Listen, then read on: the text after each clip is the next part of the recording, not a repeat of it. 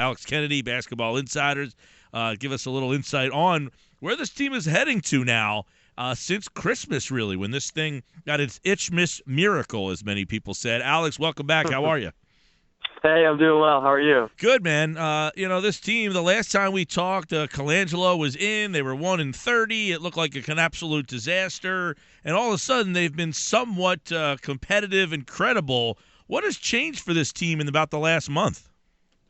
Well, you hit on it first. Ish Smith, I think he's been, huge for this team, averaging 15 points, 8 assists. And I think when you have two big men like Okafor and Noel, and even a guy like Robert Covington, who can't really create their own shots because they're not handling the ball, you need a point guard that can put the ball in their hands and put them in the right position to score the basketball. And I think Ish has been doing that. And last time we talked, they had a lot of injuries in their backcourt. Guys like Kendall Marshall, Isaiah Cannon, a number of their point guards were injured. So we were basically seeing T.J. McConnell run this team. Now you put Ish Smith in there, who's a veteran who had been with Philly last year. He's been playing excellent basketball and really making his teammates a lot better. I think that's part of it. And I also think, they're doing some of the things that we talked about in terms of making this more of a win-now situation. Mike D'Antoni was brought in. They obviously brought in Elton Brand to kind of help and be a somewhat, coach in the locker room. He's basically the veteran mentor for some of these young guys. And that was my biggest complaint with the entire rebuild, that, they had done a good job of assembling young talent and picks, but they hadn't brought in veterans. Now with Ish Smith and Elton Brand, Carl Landry's obviously still there. I think they're doing the right thing. This team, all of a sudden, the light's almost at the end of this tunnel. They got February, March, and 2 weeks of April before they start to get to where, they've been really planning to go for the last 3 years. What are some of the positives you're starting to take from the roster they currently have? I still think, Alex, the question is, what do you do with the Okafor, Noel, and possibly Embiid trio? Yeah, that's a big question. We need to know what Embiid's going to be able to bring to the table, if he's going to be healthy, if he's going to be able to reach his full potential. That's the big question mark kind of looming over the franchise right now. But I think one thing, toward the end of the season, we're seeing progress. And I think you're seeing confidence whenever they're able to beat teams like Sacramento and Portland and take some of these very talented teams to overtime, or compete with the Golden State Warriors type team, beating Orlando. There's been a lot of, really good games lately. And I think whenever you're talking about a young team, that's a huge step for them. I'm based out of Orlando, so I've kind of watched their young team develop. And one of the biggest steps for them to go from, being a perennial lottery team to being a team fighting for a playoff spot was entering the building every night and feeling like they had a chance, that they could compete. And I think, obviously for the Sixers team, in the beginning of the year, that wasn't the case. No one thought they could win when they were entering the building because they didn't have a lot of NBA caliber players. Their team was not very good, and they lost a ton of games, so everyone's confidence was shot. I think now you're starting to see a team that has some veterans, has some confidence, and I think that's really showing in the way they play. But you're right, there are still questions. I think we need to see if Noel and Okafor can play together, if they can complement each other. And then if Embiid comes back, then things get really interesting. I think that's when you start to wonder, do the Sixers look to flip some guys? Do they look to make some changes and trades to shake up the roster? Because right now it seems like what Hinkie has been doing is, accumulating assets, whether it's picks or players. Obviously, those guys can develop, and they could be the future of the Sixers for all we know. But you also have the option of moving those guys as well, packaging them together in a big trade for a big player. So it's going to be interesting to see which route they go. Ultimately, Alex Kennedy, Basketball Insiders with us. Ultimately, if they had to choose between Noel and Okafor, which guy do you think is the better NBA fit for a team that is an NBA championship team? I think it's Okafor. I think that Okafor is the guy to go with. Noel, don't get me wrong, I think Noel is a very good player as well. They're just so different. He's been playing very well this month, blocking, 2.3 shots per game and scoring the ball better and shooting the ball better. But I just think Okafor has superstar potential. When I look at his game, he's so far along. You don't usually see a big man come into the league and be able to average 17, 18 points right away. That's just so rare because most guys that come into the NBA that are centers, and, basically what Noel was doing, they've been, using their athleticism and their size all their life, and that's kind of the way they've been able to get by against their competition because they're the biggest and most athletic guy out there. Okafor's post moves and his basketball IQ, he's just so far ahead. I mean, it's really amazing to me to see what he's been able to do and how he's been able to compete against some of these NBA big men. I think that his ceiling is just so high. I think both guys are talented players, and both guys could have, a spot in the long-term plan for this team. But if I had to choose one, I think it would be Okafor. I think his scoring ability is just phenomenal. And I think defensively, I know everyone's upset about his defense, and that's been kind of the knock on him. But, guys, when they're rookies and in college, typically aren't great defenders, especially guys that have been asked to hold the, carry the offensive load their entire lives. I talked to people that were at Duke that were saying they were telling Jalil to play less defense because they wanted him to be available on offense and run the offense through him. So I think that he can get better on defense, and I just think the offensive gifts that he has and the basketball IQ he has makes him the guy to keep. Alex, the trade deadline a little bit down the road here in February, but do you think with Colangelo here, that makes them more of a possibility to be a player at the deadline, or do you think they stay the course with this roster that they have, knowing that they are going to be a big player on draft day? Well, yeah, here's the thing. I think a lot of executives are kind of unsure about Sixers prospects. They're not really sure if they're actually, able to crack another team's rotation. That's just me being honest. In the past, I've talked to executives who have said, yeah, this guy's putting up, X numbers with the Sixers, but what would he do on our team? Who would he play in front of on our team? I think there's that concern when you start talking about some of the guys that are backups or that are, rotation players outside of the stars.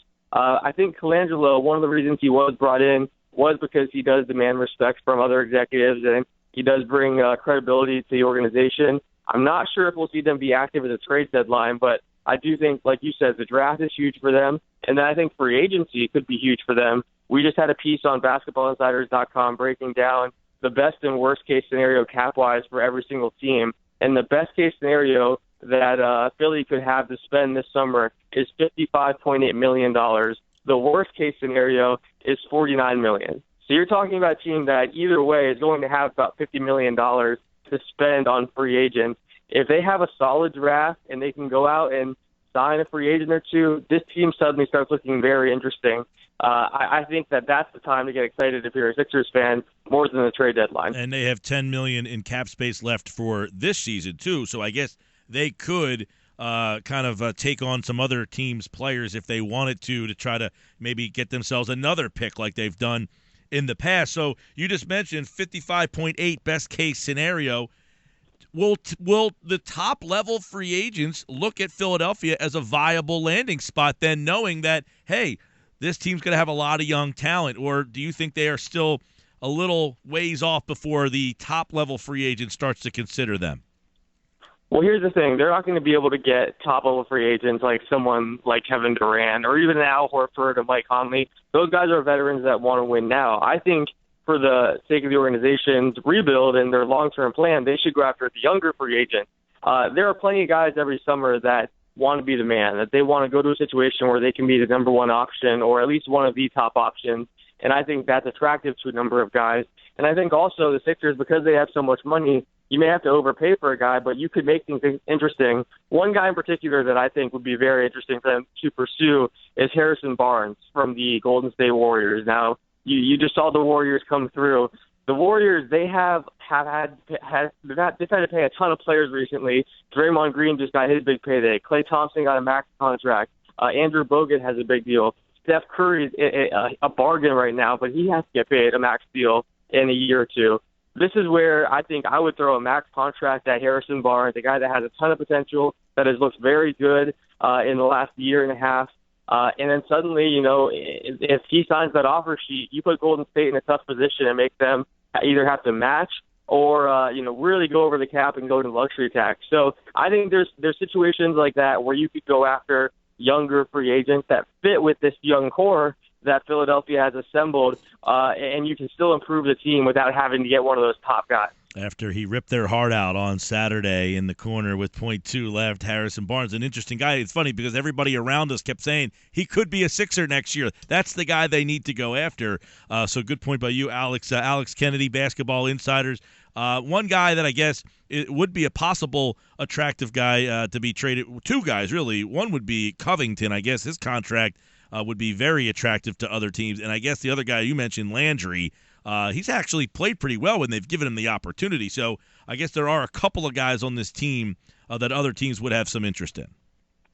Yeah, you're right about that. I think Landry is interesting because he's a veteran big man, and teams that are contenders or wanting to make a playoff push, they're always looking for front court depth. And I think Carl Landry has shown that no matter where he goes, he's someone that could contribute and definitely make an impact. So, and the fact that he's only making $6.5 million this year, it's not too hard to find a trade for him. I think that if they wanted to move him, they could do that. It really comes down to whether if they want to have him in the locker room as more of a mentor and kind of like an Elton Brand role, or if they want to flip him for an asset and maybe, try to get another pick, try to get a young guy.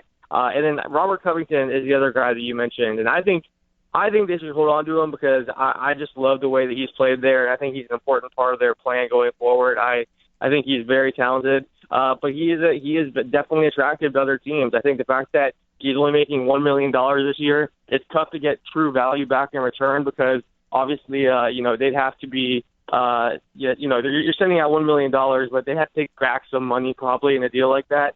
But he's been so effective, and he's one of the few guys that can stretch the floor for Philly. So getting rid of him would be kind of scary because, they need that floor spacing, in my opinion. Yeah, Stauskas hasn't really delivered what they thought, and I guess the jury's still out on him. Last one for you, Alex. I know a lot of people haven't seen Saric. We've read a lot about him. Whether or not he's going to come over here next year kind of seems like he wants to or will. But what do you know about him, and what do you feel his decision will be? Well, I think he will come over, and I think he's going to be very good. That year that he was going through the draft process, I talked to a number of executives that said that he was one of the best players in the draft, and that if he hadn't had to stay overseas for 1 or 2 years because of his contract situation, that he would have been a top 5 pick. So executives were very high on him.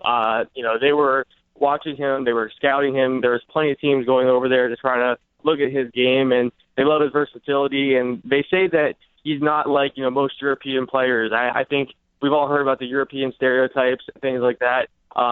This year, Kristaps Porzingis has kind of broken that. Well, they say Sarge is the same way, that he's an athlete, that he's cocky, that he's physical, he's tough, he's going to go out there and bully you, and he's going to really make a presence on both ends of the floor, make his presence felt on both ends of the floor. So I think he could be a very good player for this Philly team. I'm curious to see how he fits in, just because they do have so many guys in that front court, and he does play power forward right now, but he's certainly a good prospect to have. Alex Kennedy, NBA talk here on the Sports Bash 97.3 ESPN with a very exciting game on Saturday. It was good to be in that building and finally get a little juice going in there as they almost pulled off. Probably would have been one of the most lopsided upsets ever. 42-4 at the time versus 7-40. I can't imagine two teams with more lopsided records met at this stage of the season, but it was a sight to see, man. And I'll tell you, watching Embiid, I don't know if you got a chance to see him at all, Alex, but he goes out there before games a lot, and he's been moving around a lot better. I mean, it's nice to see him finally physically out on the floor. See, that's great to see because, going into that draft, he was my favorite prospect. I know Andrew Wiggins and Jabari Parker and those guys were getting all the love, but I fell in love with Joel Embiid's game. I think he's so skilled. Obviously, he's more raw than someone like an Okafor who entered the NBA much more ready to contribute right away, but I just thought Embiid's long-term future and his ceiling were just so high. So that's great to see. I'm hoping that he can get past these injury issues because you never want to see a player have to deal with all that and be, limited like the way he has been. So hopefully he can play at a high level. And if he does, this team starts to look very scary. Like I said, the cap room, all the draft picks that they have, at least 3 in this upcoming draft, first-round picks. And then if they get Embiid back, if you get Saric out there, more experience for Noel and Okafor, this team could be pretty good. I've been saying this for a while. I've been on the bandwagon, as you know. I like the direction this team is heading. Good stuff. Alex Kennedy at Alex Kennedy NBA, and, of course, here on the Sports Bash 97.3 with a little Sixers knowledge for you. Thanks, pal. Thanks a lot. Take care.